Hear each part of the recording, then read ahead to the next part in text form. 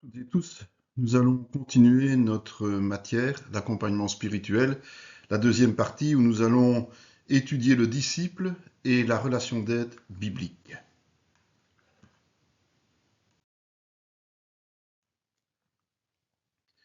Nous entrons dans une démarche qui va nous ouvrir des perspectives spirituelles de maturité, telles que Paul s'attristait de ne pas pouvoir enseigner à ses frères corinthiens qui, au sein même de l'Église, vivaient de manière charnelle et donc non spirituelle. Cette recherche est une recherche de longue haleine. Elle s'adresse à des chrétiens convertis depuis plusieurs années qui ont acquis une base biblique solide sur les fondements de la foi et qui sont fidèles à une église locale. Le monde est rempli de souffrances, la famille chrétienne aussi. Si pour le premier c'est compréhensible du fait de la chute et du péché, cela l'est peut-être moins au sein de la seconde. Par cette affirmation, nous ne voulons nullement dire que le frère ou la sœur en souffrance est nécessairement en situation fautive. Il y a des preuves, notamment avec Job, qui montrent que c'est une épreuve et non pas une faute. Malgré tout, trop souvent, soit la grâce de Dieu ne leur est pas dévoilée correctement par les serviteurs, soit l'enseignement essentiel n'a pas été compris de manière à provoquer un engagement volontaire victorieux. Il est important d'en être conscient avant d'y remédier. Au sein de chaque église, les ministères et les chrétiens matures sont tenus de s'équiper afin de pallier toutes ces difficultés rencontrées. Apprendre à libérer les captifs au nom de Jésus-Christ est notre leitmotiv.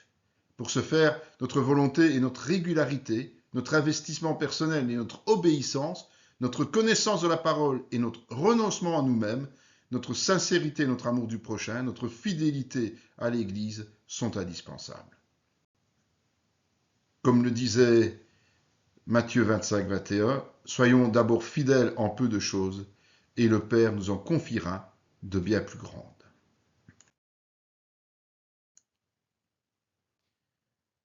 Avant d'entamer une quelconque démarche théorique ou pratique, il est tout d'abord essentiel de savoir de quoi nous allons parler et ce que nous allons traiter tout au long de cet ouvrage.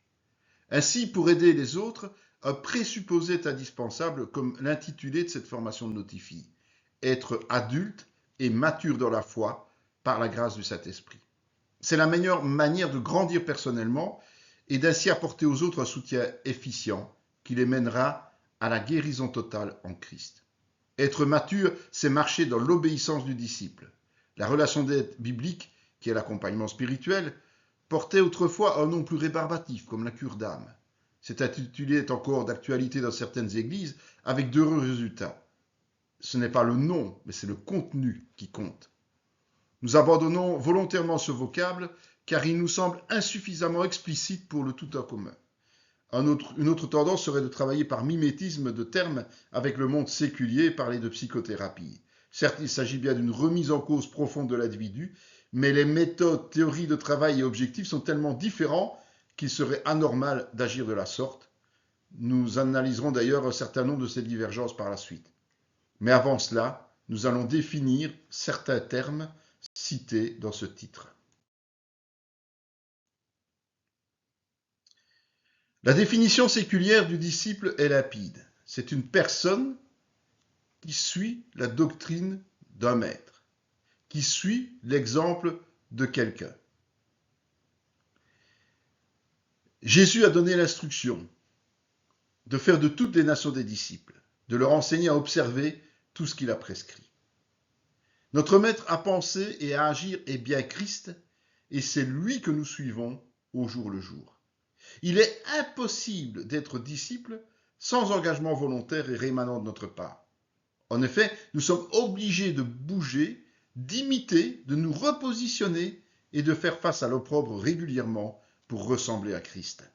Cette obligation de constance est décrite dans l'Écriture à de nombreuses reprises. Et on aura l'exemple notamment du roi Amatzia. Cet exemple est frappant parce que l'on voit que Amatzia a un début de règne glorieux qui est basé sur deux choses, sur une chose, l'obéissance à la volonté de Dieu. Il va même résister à la volonté du peuple en renonçant au combat pour obéir à Dieu. et son pouvoir en a été affermi. Il a acquis une certaine expérience et malgré cette expérience, il va délaisser l'Éternel pour de faux dieux et provoquer la colère de celui-ci. Dieu va, dans sa compassion, lui envoyer un prophète pour l'avertir. Mais manifestement, c'est déjà trop tard. L'orgueil a pris le dessus et a rendu aveugle ce serviteur de Dieu. Pour ne pas subir de glissement fatal comme Amathia, tout au long de la formation, nous devrons conserver en mémoire que chaque chose que nous apprenons et conseillons à autrui devra d'abord être réelle et effectif dans nos vies.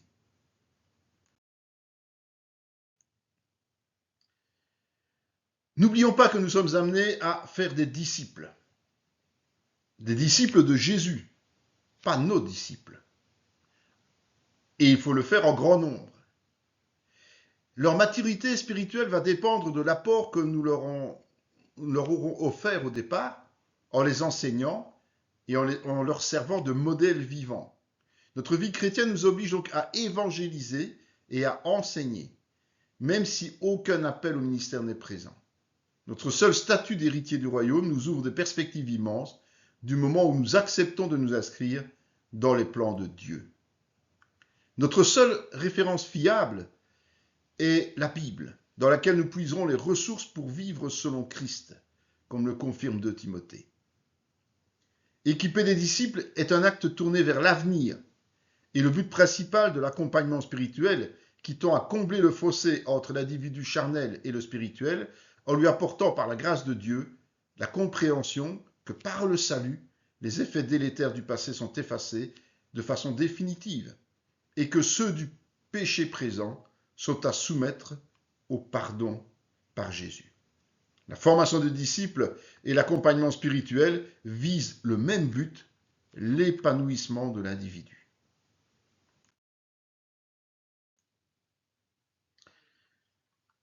La complémentarité entre le disciple et la relation d'aide biblique étant acceptée avec l'intention de les appliquer le mieux possible, nous allons entrer dans le vif du sujet. Pour bien comprendre la portée des termes et les obligations qui en découlent, nous allons définir chaque mot séparément, nous référer brièvement à des modèles de psychothérapie singulière et chrétienne qui existent, en les confrontant à la parole, et enfin arrêter notre définition sur la base biblique, qui sera le fil conducteur de tout le travail. Le vocabulaire. Il suffit de prendre un dictionnaire et on va voir que relation, c'est un lien qui existe entre des choses et des personnes, c'est un rapport.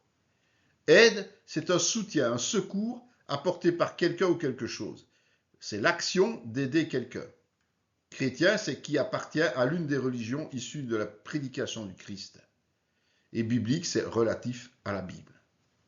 Ces 4 mots donnent déjà une orientation plus claire de ce que nous allons être amenés à réaliser. Aider notre prochain en entretenant avec lui un échange sur base de l'enseignement de la Bible.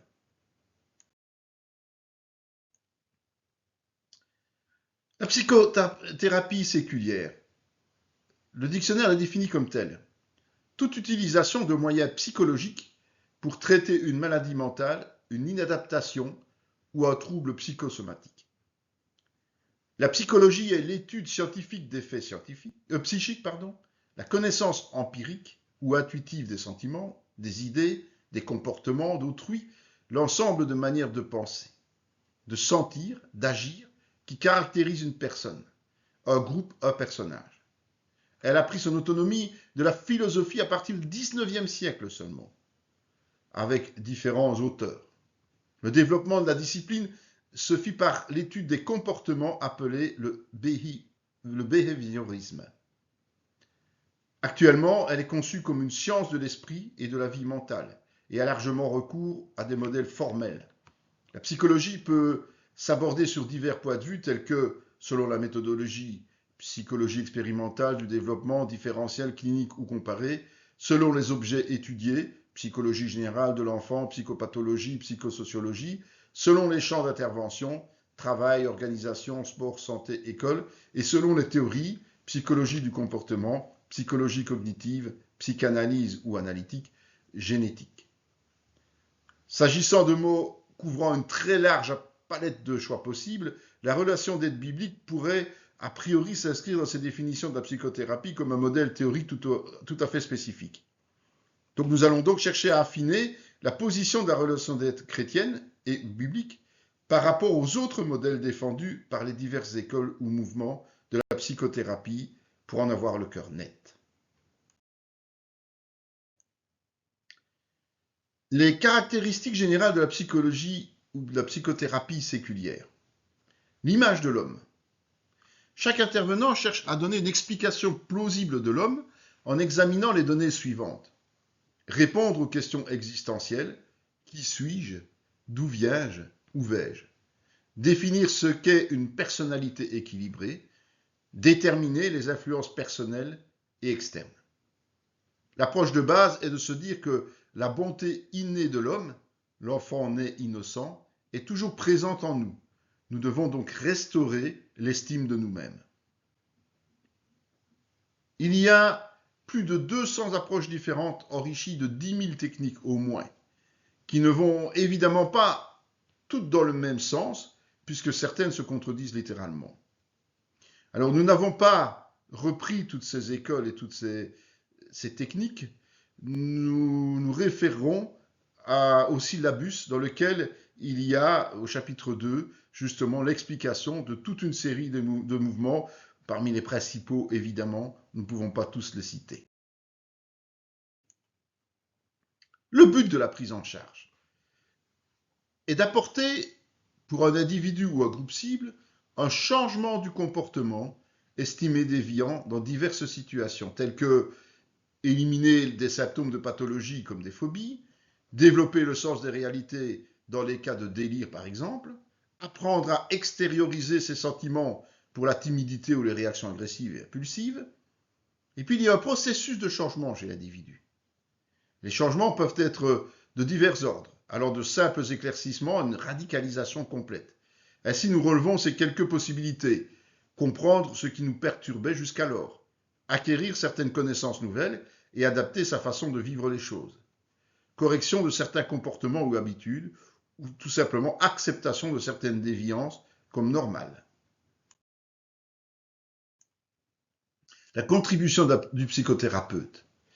La relation entre le psychothérapeute et le patient est très variable selon les écoles. Chacun travaille à sa manière et se base sur ses modèles pour déterminer les procédés à utiliser au niveau du travail, le type de collaboration ou de relation, les attentes. Au niveau de la transmission, l'irrationnel, les sentiments éprouvés. Au niveau des techniques, verbales ou non verbales, psychomotricité, ergothérapie, verbales et non verbales, jeu de rôle. Secondaires comme le biofeedback, détecteur de mensonges. Au niveau du groupe ou de l'individu, des entretiens individuels ou collectifs, thérapie de groupe. Au niveau de l'endroit, de la durée, de la fréquence. Au niveau du contexte matériel, couché, assis face à face, en arrière-plan. Nous pouvons donc affirmer que la variété des écoles fait de cette discipline une chose très compliquée, dont nous tenterons d'en ressortir éventuellement l'utilité pour notre propre modèle de référence. Les modèles de relations d'aide chrétienne. Chez les chrétiens, les choses ne semblent guère plus évidentes que dans le monde. De nombreuses théories ont vu le jour selon les mouvements issus de la réforme et des réveils successifs et l'intégration plus ou moins complète de certains modèles séculiers. L'intégration des modèles séculiers. Il existe plusieurs façons de nous positionner par rapport à eux. Il faut, par exemple, partir d'un concept séparateur. Le psychisme et le spirituel sont deux choses différentes. À chacun son domaine. Le médecin pour le corps, le psychothérapeute pour l'âme, le pasteur pour l'esprit. Évidemment, il est ardu de fixer les limites précises. Prenons comme seul exemple les maladies psychosomatiques. Amalgamer les approches séculières ou bibliques pour en faire une super théorie psychothérapeutique intégrant tant de données humanistes ou anthropocentriques que théocentriques. Rejeter les modèles séculiers. Le chrétien estimant n'avoir besoin d'aucun apport de la parole, autre que la parole de Dieu, aura tendance à rejeter tout ce qui n'est pas de lui. Utiliser les données séculières après les avoir faites passer sur le drill biblique. Et seules celles qui vont survivre à cela seront utilisées comme technique secondaire. Nous pourrions, par exemple, retenir un canevas d'anamnèse ou des techniques d'entretien. Ce qu'il faut retenir de ça, c'est la vigilance. La vigilance dans les approches qui privilégient les fusions même très partielles entre le monde et l'Église, surtout que les valeurs de base sont totalement divergentes. L'une est axée sur la nature et la raison humaine, l'autre se concentre sur la révélation divine.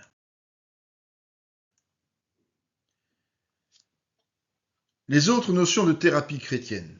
Plutôt que d'énumérer toute une série de théories, nous soulignerons simplement que la relation d'aide chrétienne recouvre un panel important de degrés d'intégration par rapport à la psychothérapie séculière. En effet, nous trouvons des modèles qui se basent grandement sur les fondements de l'une ou l'autre école. Par exemple, la thérapie primale de Lake qui utilise le concept de Janov, déterminant que des blessures psychologiques de la petite enfance provoquent des états de névrose et psychose adultes, autant que d'autres qui n'en font état que partiellement ou pas du tout, par exemple le ministère de délivrance. Le but de ce cours n'est pas de juger et de jauger la qualité de toutes ces approches chrétiennes, mais de nous fixer une base de travail harmonieuse et efficiente pour aider ceux et celles qui souffrent. Plutôt que de nous attarder sur ce que nos frères en Christ ont élaboré selon ces directives, nous allons plutôt mesurer la distance qui sépare la relation d'aide chrétienne biblique de la psychothérapie séculière, dans le but d'en retenir éventuellement ce qui serait agréé dans la parole.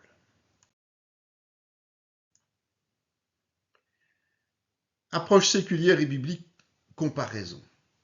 Comme souligné ci-avant, il est primordial, avant d'ébaucher une méthode de travail respectueuse de la parole, de déterminer les divergences entre les techniques séculières en général et celles apportées par la Bible. Le but de cette partie n'est pas d'entrer dans les détails, certains sujets étant développés plus tard, mais de nous éclairer sur les points essentiels afin de nous forger une opinion claire de la situation. L'image de l'homme. C'est un premier point complexe. Nous signalerons principalement que si pour la Bible, l'homme a été créé corps, âme et esprit à l'image de Dieu, pour les théoriciens séculiers, cette façon de voir l'humain est fortement changeante en fonction des courants. Les philosophes Platon et Descartes nous voyaient plutôt dualistes, corps et âme, tandis que certains nous font si complexes qu'il est vain d'essayer de s'y retrouver. Théorie des tempéraments. Comme déjà cité, les courants de pensée freudiennes, rogeriennes et skinniennes ont des fondements opposés l'un à l'autre. La vision biblique s'en distancie.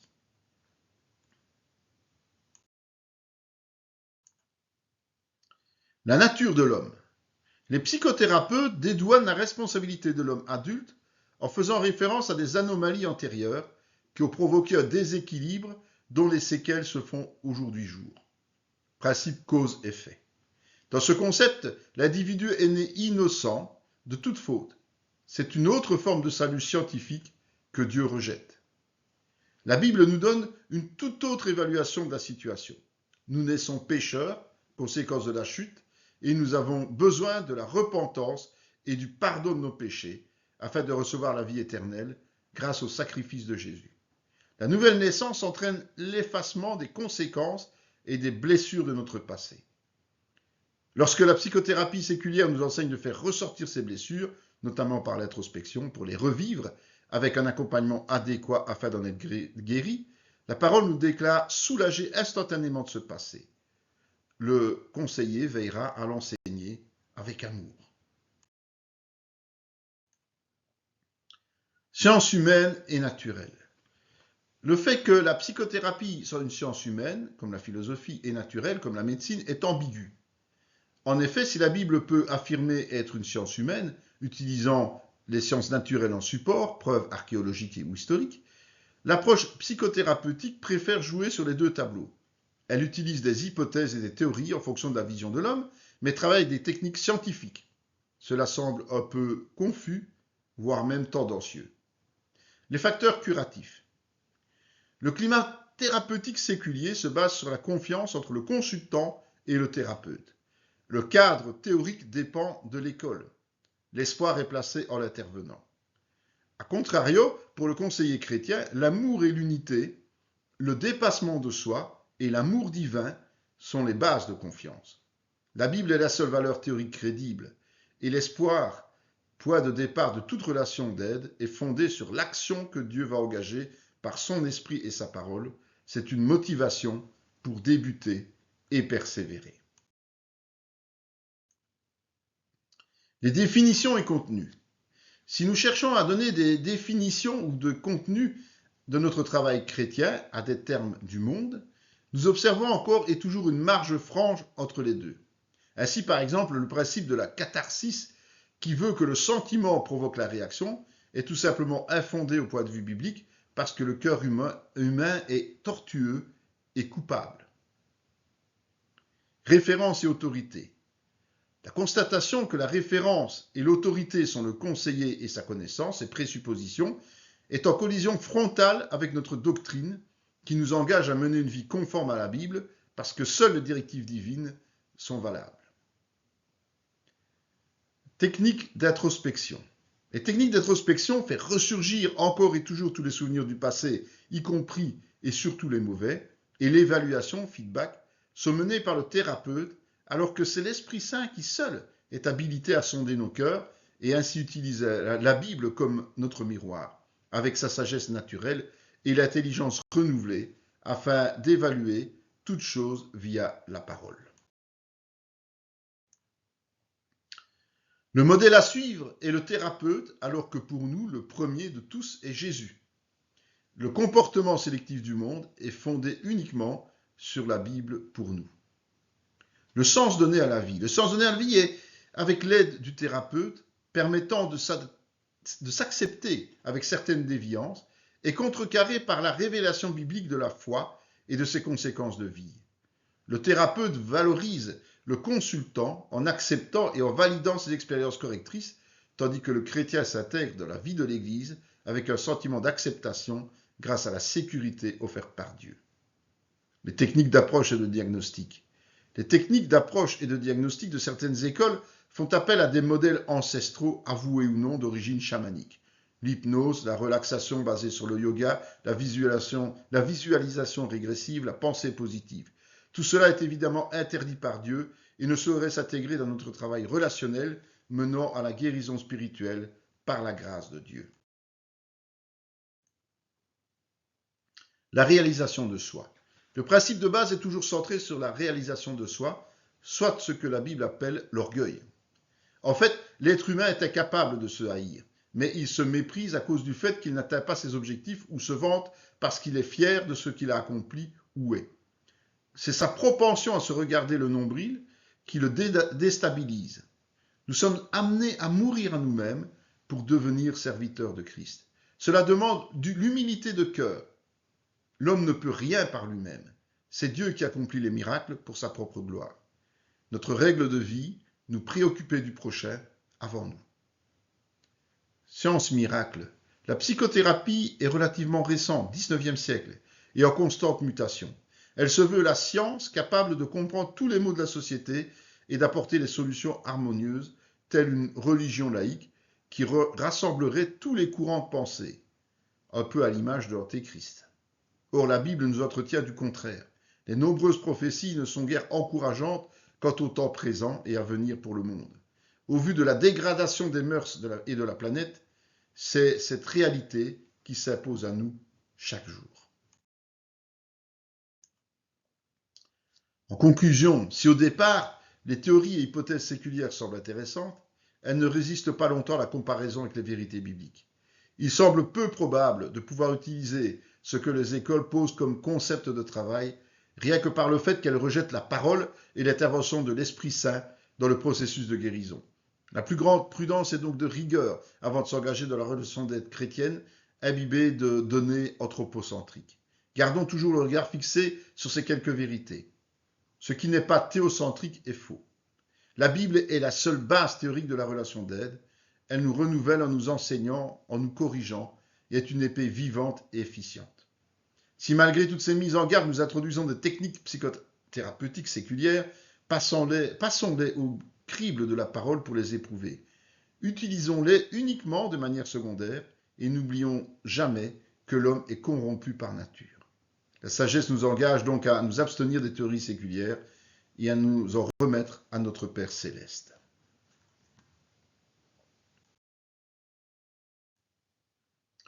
Voilà un tableau qui résume tout simplement les modèles entre la psychothérapie séculière et leur absence d'aide biblique. Donc, comme pour résumer, nous avons plus de 200 théories et 10 000 méthodes contre une seule Bible. La psychothérapie est définie comme une science humaine et naturelle, alors qu'uniquement basée sur des hypothèses non démontrées. La relation d'aide biblique est une science humaine révélée. La psychothérapie est l'exemple à suivre au travers du thérapeute. C'est le thérapeute qui définit les modèles de travail. Notre exemple est Christ. La psychothérapie est récente, 19e siècle. La relation d'aide biblique a pour origine judéo-chrétienne qui remonte à la création. L'homme, pour la psychothérapie, est son propre Dieu et est défini de multiples manières. Notion d'inconscient, de subconscient, de moi, de surmoi. Pour la Bible, l'homme a été créé à l'image de Dieu, comme dans un miroir, corps, âme et esprit, totalement dépendants de lui. Pour la psychothérapie, toute chose est le résultat d'un effet. Dieu est alors intégré dans le processus et soumis aux lois naturelles, comme l'évolution de Darwin. Pour la relation d'aide biblique, la création est un miracle et Dieu est en dehors de sa création du monde physique et spirituel.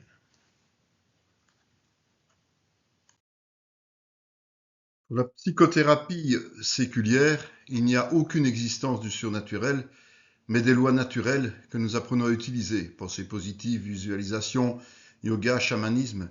Les pouvoirs divins sont donc accessibles à tous.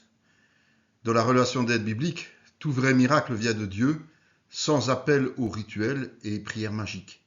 Les autres signes proviennent du monde spirituel et régis par des lois naturelles, comme la sorcellerie. Au niveau psychothérapie, tout le monde a un bon fond. L'enfant en est innocent. Les situations vécues nous dédouanent de toute responsabilité puisqu'elles sont dues au passé. Pour la relation d'aide biblique, la conséquence de vouloir devenir un Dieu fut la chute. Depuis, chaque homme naît pécheur. Pour la psychothérapie, l'origine des douleurs est la petite enfance. Tout est enfoui dans le subconscient et nécessite d'être mis à la lumière par l'introspection répétée. Pour nous, Christ est mort pour nos péchés. Les conséquences du passé, l'amertume, culpabilité sont effacées par le pardon de Dieu. Enfin, pour la psychothérapie, l'acceptation et la réalisation de soi sont la seule priorité, au détriment de l'autre parfois. Pour la relation d'aide biblique, l'objectif principal est de porter les fruits de l'esprit au profit du prochain.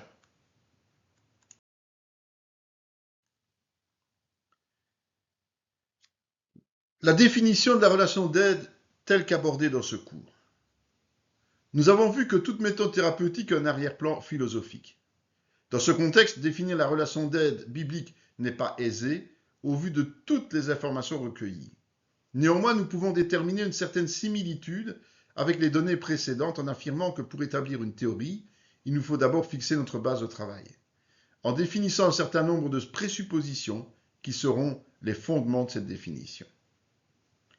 Jusqu'à présent, nous avons pu constater que toutes les écoles séculières sont en dehors des principes bibliques, auxquels nous croyons, parce que leurs maîtres à penser sont en opposition à la révélation donnée par Dieu. En ce qui nous concerne, il est essentiel de déterminer certaines valeurs.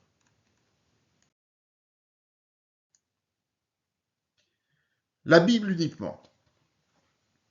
La question posée est de savoir si nous intégrons ou non les méthodes séculières. Pour notre part, le principe de précaution prévaut et nous aurons tendance à laisser les théories séculières de côté tout en présentant notre processus avec une rigueur scientifique. Nous utiliserons donc uniquement l'ossature séculière pour le rôle de conseiller, la méthodologie et les outils, sans en utiliser les vocables. Ce sera la seule concession permise tout au long de ce cours. La Bible suffit à établir un processus de relation d'aide, étant la parole révélée de Dieu. C'est Dieu qui pose les jalons en choisissant les choses folles et faibles du monde pour confondre les sages et les fortes. Les valeurs, famille, comportement, mariage, amour du prochain, éducation, comportement sexuel, qui y sont décrites sont immuables et nous rendent à elles seules libres en Christ et paisibles. Le ministère de Jésus.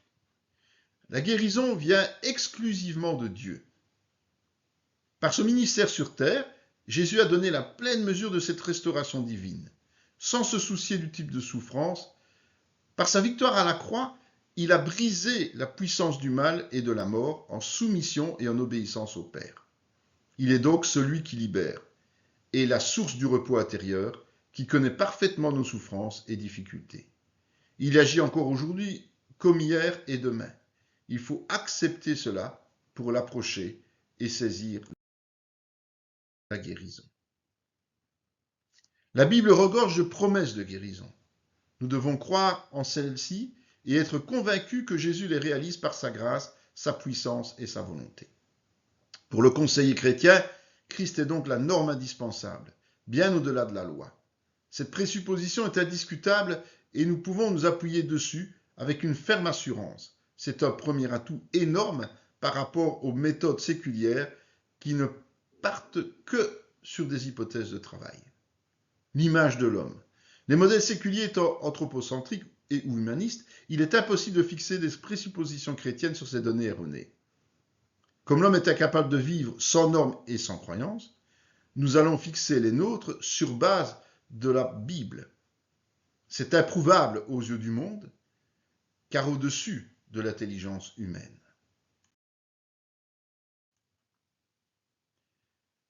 L'homme a été créé à l'image de Dieu. Une image est un cliché, une vue, une photo, mais pas un clone. Au travers de l'individu, nous découvrons donc la nature de Dieu, mais nous ne voyons pas un Dieu.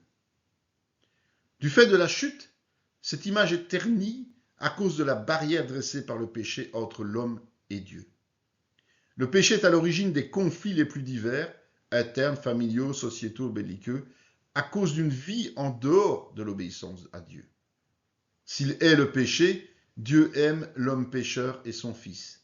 Jésus a payé le prix pour faire de nous de nouvelles créatures. Nous avons une grande valeur à ses yeux. Le nouvel homme accompli est celui qui grandit selon la volonté de Dieu. Le nouveau converti est enfant de Dieu et temple du Dieu vivant, co-héritier du royaume. Le prince ou la princesse se doit d'être digne, fier et assuré dans la vie. L'homme est ainsi composé de 3 parties. Le corps, qui est l'enveloppe matérielle et mortelle, l'âme, siège des pensées, des sentiments, des instructions nerveuses, et l'esprit, relation avec Dieu. Celles-ci sont certes distinctes, mais complémentaires et indissociables, ce qui en fait un être bien plus complexe que supposé, impossible à cerner par notre intelligence. Nous ne pouvons donc dissocier le psychisme du spirituel dans les cas tels que la phobie, l'inquiétude ou la culpabilité. Dieu a autorité sur chaque partie de l'humain. Dieu a doté l'homme d'un processus biologique de défense et de guérison, équipant également la nature de remèdes efficaces, les plantes et les fleurs. La nouvelle naissance. Le point de départ n'est autre que la conversion. Il est en effet impossible de changer si nous n'avons pas un cœur nouveau. La repentance et le pardon sont indispensables afin d'obtenir une quelconque guérison. Le salut est une transformation, pas un ajout quelconque. La relation d'aide est un ministère spirituel. Autant les thérapies proposées dans le monde sont issues et fondées par l'homme, autant la relation d'aide biblique dépend de l'Esprit Saint. Il doit disposer de la place centrale, agissant ainsi au niveau de la justification, de la glorification et de la sanctification. La glorification de Dieu. Comme pour toute autre action dans la vie du chrétien, l'aide que nous apportons avec amour et par l'Esprit à notre prochain n'a qu'un seul but, glorifier Dieu à travers les miracles et guérisons accomplis. La définition. Nous avons posé les jalons, maintenant nous allons tenter de définir plus exactement qu'au début de ce chapitre la relation d'aide biblique. C'est un service spirituel qui permet aux personnes qui consultent de se défaire de liens, de se libérer de mauvaises pensées, actions ou réactions, et de comprendre leur nouvelle nature. 2 types de populations vont se présenter à nous, des incroyants ou non convertis, des chrétiens en souffrance. Le tout premier et le plus important secours est l'évangélisation, afin que Christ offre la justification en délivrant le consultant de la culpabilité et de la condamnation. Après ce stade, la relation d'aide biblique apportera son soutien pour la sanctification par l'Esprit. C'est la croissance spirituelle, grâce aux divers moyens mis à disposition de chaque chrétien, comme la Bible, la prière, les ministères, les armes du chrétien, ainsi que les dons et le combat spirituel. Bien souvent, il s'agira de rétablir un frère pour le service, en l'avertissant, en le consolant ou en le supportant avec patience. Puisqu'il n'y a que deux voies possibles, la chair ou l'esprit, la relation d'aide biblique s'inscrit évidemment et exclusivement au niveau de l'esprit. La guérison est apportée par l'Esprit Saint, qui débarrasse notre âme des mauvaises choses et vient habiter le cœur de ceux qui le désirent par la foi. C'est la plénitude de vie en Christ dans le corps, la guérison, l'âme, la paix et l'esprit, communion intime avec Dieu. Tout cela selon la volonté de Dieu. La relation d'aide biblique s'achève quand le consultant est affranchi de sa culpabilité, délivré de la condamnation et équilibré en son être intérieur au niveau de l'intellect, du sentiment, de la volonté, du cœur, de la mémoire, des émotions, du psychisme, soit de l'âme et de l'esprit, son regard n'étant plus tourné vers lui-même, mais vers Jésus-Christ. Nous résumerons ainsi notre intervention. La personne souffrante fait appel à nous pour l'aider à se relever afin de reprendre du service pour son prochain.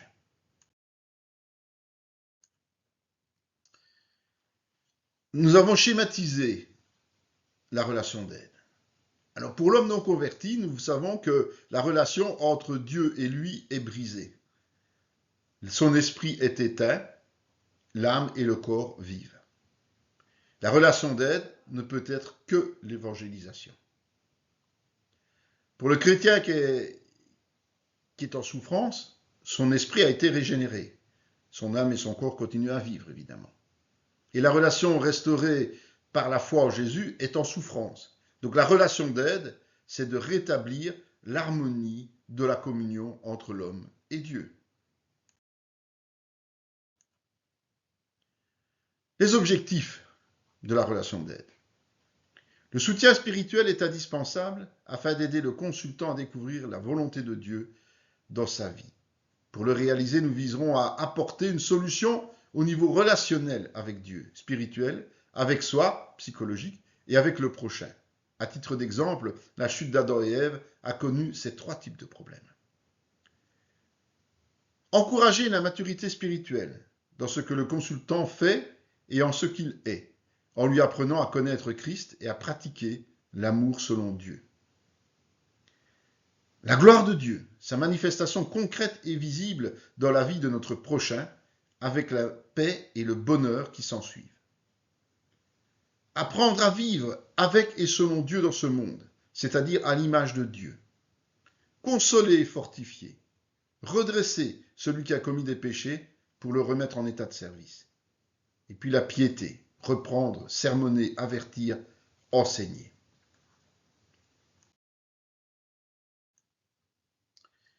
Ce premier chapitre nous a éclairé sur l'orientation du processus de l'accompagnement spirituel que nous allons aborder. Autant les méthodes et supports de travail séculiers sont pléthores, autant nous resterons axés sur la Bible et la grâce de Dieu. En effet, toute connaissance qui se base sur l'idéalisation de l'homme et qui ignore la condition théocentrique incontournable ne serait que mauvaise influence et parasitage dans un processus de guérison laissé entre les mains du Saint-Esprit. Cela ne nous empêchera évidemment pas d'utiliser des termes et des techniques scientifiques tout en clarifiant leur signification à la lumière des Écritures. Sinon, on peut tout faire dire aux mots. Mais ce sera toujours secondaire et parfois même anecdotique. Nous terminons la deuxième partie de cet accompagnement spirituel. Dans la prochaine vidéo, nous aborderons le rôle du conseiller en relation d'aide biblique. Nous espérons vous avoir apporté un éclairage complet sur cette partie et nous vous souhaitons un bon travail dans le Seigneur. Soyez bénis.